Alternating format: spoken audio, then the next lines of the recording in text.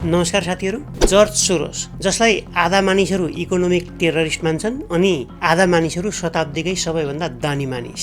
George Soros, जसले विगतमा UK जस्तो देशको इकोनोमी एक्लैले क्र्यास गरिदिएको थियो। त्यही जर्ज सोरोस, जसले युरोपियन मात्रै होइन विश्वका अरू पनि धेरै देशहरूबाट सत्ता पलट गराएर कम्युनिजमलाई खत्म गरेको थियो। जर्ज सोरोस त्यही मानिस जो अमेरिका जस्तो देशमा पनि कसलाई सत्तामा ल्याउने र कसलाई हराउने भनेर बिलियन्स अफ डलरको खोलो बगाउँछ। अहिले पनि अमेरिका भित्रै पनि निर्वाचन परिणामलाई बङ्ग्याएको अथवा त्यसलाई इन्फ्लुएन्स गरेको भनेर उसलाई आरोप लाग्छ आज पनि। त्यही जर्ज सोरोस, जसले इन्डियाका प्रधानमन्त्री मोदीलाई हिटलरसँग कम्पेयर गर्दाखेरि त्यतातिर निकै तहल्का मचेको थियो केही समय अगाडि। जर्ज सोरोस जो आफ्नो एजेन्डा र प्रोपोगन्डा घुसाउनको लागि लाखौं डलर खर्च गर्छ संसारभरि, चाहे धर्म सम्बन्धी होस् या व्यवस्था सम्बन्धी होस्, उनले दिएको पैसाभित्र कुनै न कुनै भित्री कारण लुकेको हुन्छ। उनी बिजनेसम्यान हुन्, त्यत्तिकै पैसा बाँड्दैनन्, तर जब बाँड्छन् कुनै न कुनै भित्री कारण लुकेको हुन्छ त्यो पैसाभित्र। यो मामलामा उनी विश्वभरि कुख्यात छन्। अब प्रश्न उठ्छ, यिनै जर्ज सोरोसले नेपालका केही संस्था र मिडियाहरूलाई लाखौं डलर पैसा दिन्छन्, के को लागि होला? के छ त्यसमा राज?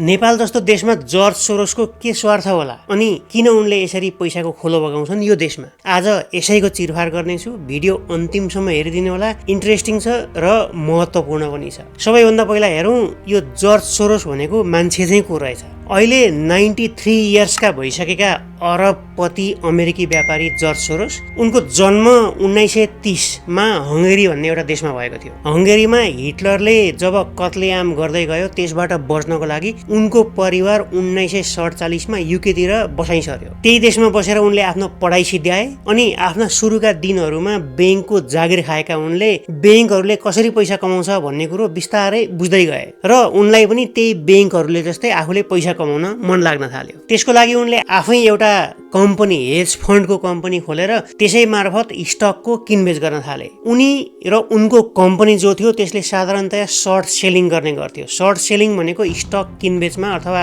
सेयरको किनबेचमा एउटा यस्तो तरिका हुन्छ जसमा यदि स्टकको भाउ झर्यो भने किन्ने मान्छेलाई फाइदा हुन्छ। उनी त्यही शैली अपनाउँथे सधैँभरि। यसै गर्दा गर्दै उनले आफूले अहिलेसम्म कमाएको 10 बिलियन डलर भन्दा बढीको सम्पत्ति सबै एकै पटकमा युके को मुद्रा पाउन्ड स्टर्लिङलाई सर्ट सेलिङ गर्न लगाइदिए। त्यतिन्जेलमा उनको व्यापारिक चालबाट धेरै मान्छेहरू जानकार भइसकेका थिए र उनकै पाइलालाई पछ्याउँदै अरू मान्छेहरूले पनि पाउन्ड स्टर्लिङलाई सर्ट सेलिङ गर्न थाले त्यो बेलामा। जसले गर्दाखेरि 1 महिनाभित्रमै पाउन्ड स्टर्लिङको मूल्य यसरी गिर्यो कि सरकारले त्यसलाई कन्ट्रोल नै गर्न नसक्ने स्थिति आइपर्यो। अन्ततः 1992 मा बैंक अफ इङ्ल्यान्ड जो युके को सेन्ट्रल बैंक हो, नेपालको राष्ट्र बैंक जस्तै, त्यो टाट पल्टिन पुग्यो। त्यसले गर्दाखेरि युके बेलायतको सिङ्गै इकोनोमी नै क्र्यास भयो, जसलाई अहिले पनि ब्ल्याक वेडनेसडे भनेर चिनिन्छ। आफू बसेको देशलाई नै टाट पल्टाएको बदलामा उनले 1 बिलियन डलर कमाए, त्यो पनि 1 महिनाभित्रमा। यसरी उनलाई पैसाको लागि आफ्नै देशको अर्थतन्त्रलाई धराशयी बनाएको भन्ने आरोप लाग्न थाल्यो र मान्छेहरूले उनलाई फाइनेन्सियल टेररिस्टको नाम दिन थाले र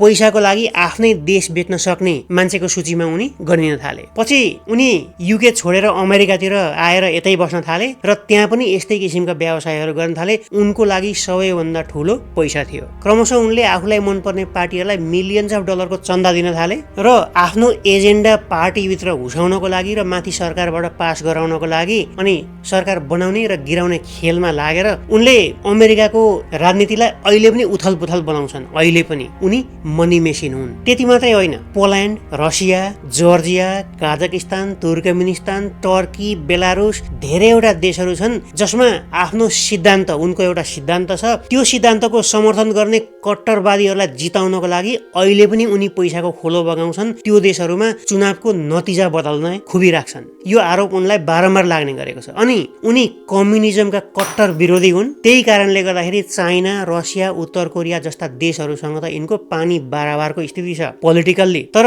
व्यापारको कुरो आयो भने उनी जुनसुकै हदसम्म पनि जान पछि हट्दैनन्। यो सब उनी खुलेरै भन्छन्, खुलेरै गर्छन्। पैसा नै उनको धर्म हो, पैसा नै उनको सिद्धान्त हो। पैसाको लागि उनी जे गर्न पनि तयार हुन्छन् अनि आफूले मानेको सिद्धान्तलाई अगाडि बढाउनको लागि र त्यसलाई उचाइमा पुर्याउनको लागि जतिसुकै खर्च गर्न पनि तयार हुन्छन्। यसरी आफूले कमाएको पैसा संसारभरि आफूले विश्वास गरेको सिद्धान्तसँग मेल खाने अर्थात् आफ्नो प्रोपोगन्डा फैलाउनको लागि विश्वास गर्ने जो मान्छे, संस्था अथवा पार्टीहरू छन् उनीहरूलाई आफ्नो संस्था ओपन सोसाइटी भन्ने एउटा संस्था छ उनको, त्यो मार्फत चन्दा, ग्रान्ट जस्ता सहायताहरू दिएर विभिन्न देशहरूमा राजनीतिको बाटो नै बदल्न समर्थ छन्। उनी चुनाव इन्टरफेयर गर्छन्, उनले संविधान बनाउने बेलामा संविधानको धारै परिवर्तन गर्न सक्ने खुबी राख्छन्। यो आरोप विभिन्न देशहरूमा लाग्ने गरेको छ उनीमाथि। त्यसरी उनले चन्दा दिने गरेका संस्थाहरू हेर्दाखेरि नेपालभित्रै पनि 129 वटा संस्थाहरू देखिन्छ उनको संस्थाबाट पैसा लिने, चन्दा लिने, जुन एकैछिनमा म बताउने छु। अहिले उनी 93 वर्षका भइसकेका छन्,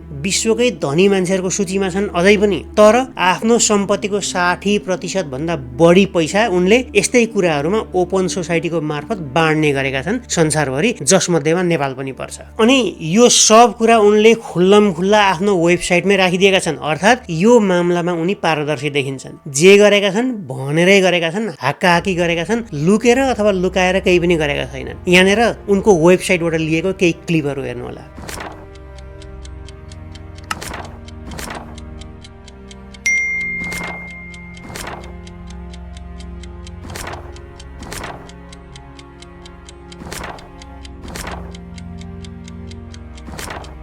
अब यति बुझिसकेपछि लागौँ नेपालतिर। यहाँनिर उनीहरूकै वेबसाइटमा हामी कसलाई पैसा दिन्छौँ भन्ने एउटा पेजमा प्रष्टसँग लेखिएको छ कि the issue we care about, अर्थात् उनीहरूको विचारसँग मेल खाने, त्यसलाई सहयोग गर्ने जो छन् उनीहरूलाई पैसा दिने भनेको छ। त्यहाँ पैसा दिएपछि उनीहरूको मिसन र भिजन पनि नेपालभित्र फैलाउन सहयोग गरिदिनु पर्यो, नत्र त्यत्रो पैसा किन दिने र अर्को पटक पैसा किन दिने। यसरी जर्ज सोरोसको ओपन सोसाइटी मार्फत नेपालमा उसको भिजन र मिसन अनि एजेन्डा फैलाउनको लागि सहयोग गर्ने को रहेछन् भनेर खोज्दाखेरि मैले अघि नै भनिसकेँ 129 वटा संस्थाहरू भेटिन्छन् जसलाई जर्ज सोरोसले बार सहयोग गरेको देखिन्छ। अब झिनो मसिनोलाई छोडेर अहिलेसम्म सबैभन्दा बढी पैसा पाउने एउटा संस्था रहेछ यहाँ, त्यसलाई हेरौँ। त्यसको नाम रहेछ सोशल साइन्स बाहा। यो संस्थाको उद्देश्य र यसको कार्यक्रम हेर्दाखेरि खासै नराम्रो केही पनि देखिँदैन। बाहिरबाट हेर्दा राम्रै काम गरेको देखिन्छ। केही गोष्ठीहरू, केही पब्लिकेसनहरू र केही अन्तर्क्रियाहरू गरेको रहेछ, सब राम्रो छ बाहिरबाट हेर्दा। तर जब यसका टिम मेम्बर को रहेछन् भन्ने कुरा हेरिन्छ तब यसको धागो अलिकति तन्केर बेग्लै दिशातिर जान्छ। तपाईहरू पनि आफै हेर्नुस् को रहेछन्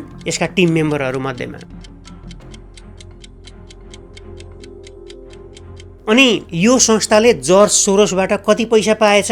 झन्डै $5 लाख, त्यो पनि 1 वर्षभित्रमा। त्यो पनि एक पटकको लागि होइन, हेर्नु होला सेकेन्ड इन्स्टलमेन्ट अफ सपोर्ट भनेको छ, अथवा यो भन्दा अगाडि पनि उसले यसै गरी पैसा पाएको छ। कति बेलामा? कहिले? 2016 सालतिर। यो साल किन महत्त्वपूर्ण छ? किनकि यही बेला हो नेपालको संविधान बनेको। संविधान सभा थियो, संविधान बन्दै थियो नेपालको। सबै मान्छेहरूको आफ्ना आफ्ना बुँदा त्यो संविधानभित्र घुसाउने अथवा भएका कुरालाई हटाउने ठुलो होडबाजी नै चलेको थियो। अब त्यो बेला पर्दाभित्र र बाहिर भएका चलखेलहरू सम्झिनुस्, विदेशीहरूको बाक्लो उपस्थिति सम्झिनुस्, नाना थरीका मागहरू सम्झिनुस्, जनआन्दोलनले माग्दै नमागेका बुँदाहरू संविधानभित्र घुसाइएका घटनाहरू सम्झिनुस्। यो एउटा मात्र होइन, दर्जनौं अरू संस्थाहरूको पनि सक्रियता सम्झिनुस्। त्यो बेलामा सब बिस्तारै खुल्दै जान्छ आफै, कसैले भन्नै पर्दैन। यो त एउटा उदाहरण मात्रै हो। अब यो मात्रै होइन, यसै गरी पैसा लिने अरू पनि धेरै संस्थाहरू छन्। यो संस्था मात्रै होइन, कोही न्याय क्षेत्रमा छन्, कोही मानव अधिकारको क्षेत्रमा छन्, कोही शिक्षा क्षेत्रमा छन्। विभिन्न विधाहरूमा धेरैले जर्ज सोरोसबाट पैसा लिएको देखिन्छ नेपालभित्र। ठिक छ, पैसा लिनु नराम्रो होइन, यदि सही काममा लगाइन्छ भने त्यो नराम्रो काम मानिँदैन। सबैको विरोध पनि गरेको छैन मैले यहाँ, र जर्ज सोरोसबाट जसले पैसा लिएका छन् ती सबै खराब पनि भन्न खोजेको होइन मैले। तर सोरोस र यस्तै अरू संस्थासँग पैसा लिएर यी संगठनहरूले नेपालमा चाहिँ के गरे, कस्तो संविधान ल्याए, आधा जनताले जलाउने संविधान किन आयो, त्यो भने सोचनीय विषय हो। अब संस्था मात्र होइन, मिडियातिर जाउँ। जो दिनै पछि तपाईँ हामीलाई समाचार पस्किन्छन्, अर्थात् अर्को भाषामा भन्ने हो भने उनीहरूले तपाईँ हाम्रो दिमाग भुट्छन् अनि हामी त्यसलाई पत्याएर आफ्नो माइन्ड मेकअप गरेर धारणा बनाएर बस्छौँ। अब यहाँ मध्येमा पनि धेरैवटा मिडिया कम्पनीहरूले जर्ज सोरोसकोबाट पैसा लिएका छन्, तर जर्ज सोरोसको अर्गनाइजेसनबाट पैसा लिएको छु भनेर लुकाउँछन्, देखाउँदैनन्। या त अर्कै छदमन नामबाट एउटा कम्पनी खोल्छन्, त्यो कम्पनीको मार्फतबाट डोनेसन लिन्छन्, कहीँ पनि खुलाउँदैनन्। तर यो मामलामा एउटा पत्रिकाले भने गजबको काम गरेको छ, त्यो लुकाएको छैन, तारिफ योग्य छ त्यो पत्रिका। खुल्लम खुल्ला भनेको छ यो पत्रिकाले कि मैले जर्ज सोरोसको अर्गनाइजेसनबाट पैसा लिएको छु, तर घुमाउरो पारामा। जे होस्, यसको लागि ऊ धन्यवादको पात्र हो। अब कुन होला त त्यो पत्रिका?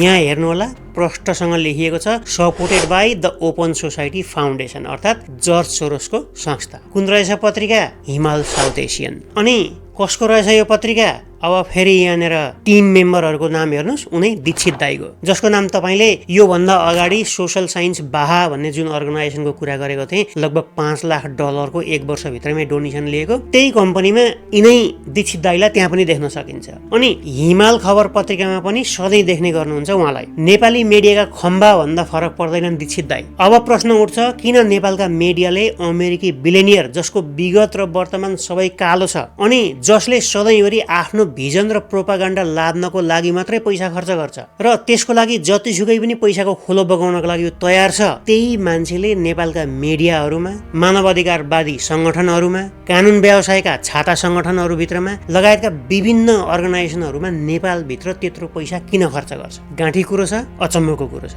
अनि हिमाल खबर र सोसल साइन्स बाहा मात्रै होइन, यहाँनिर नेपालका 100 भन्दा बढी संस्थाहरूले जर्ज सोरोसको संस्थाबाट पैसा लिएका छन्, पैसा लिएर काम गरेका छन्, तर सबैले खुलाएका छैनन्। अब यहाँनिर यो एउटा संस्थाले उसको वेबसाइटमा राखिदिएको कारणले गर्दाखेरि हामीले सबै कुरा देख्न पायौँ। अरू यस्ता र योभन्दा ठुला ठुला विदेशी संस्थाहरू हाम्रो संविधान सभाको चुनाव हुँदा ताका र हाम्रो संविधान बन्दै गर्दाखेरि नबनुन्जेलसम्म कति खर्च गरे भन्ने कुराको लेखाजोखै छैन। सिँगै सरकार लागेर दबाब दिएका थिए त्यो बेलामा, अहिलेसम्म पनि त्यो क्रम रोकिएको छैन। यो सब किन भएको होला? कुरो गहिरो छ तर छर्लङ्ग छ। सबका आफ्नै प्रोपागान्डाहरू छन्, आफ्नै मिसन छन्, आफ्नै भिजन छन्, नेपाल मार्फत उनीहरूलाई पुरा गर्न छ त्यो। अब यति हेरिसकेपछि बल्ल मैले योभन्दा अगाडि बनाएको एउटा मिडियाको कालो कर्तुत, माफिया मिडिया भन्ने जुन भिडियो थियो, त्यो भिडियो गएर हेर्नु होला। अब यो आजको भिडियोलाई त्यो भिडियोसँग तपाईँले जोडेर हेर्नुभयो भने नेपालभित्र संविधानको जति बेला निर्माण हुँदै थियो त्यो बेला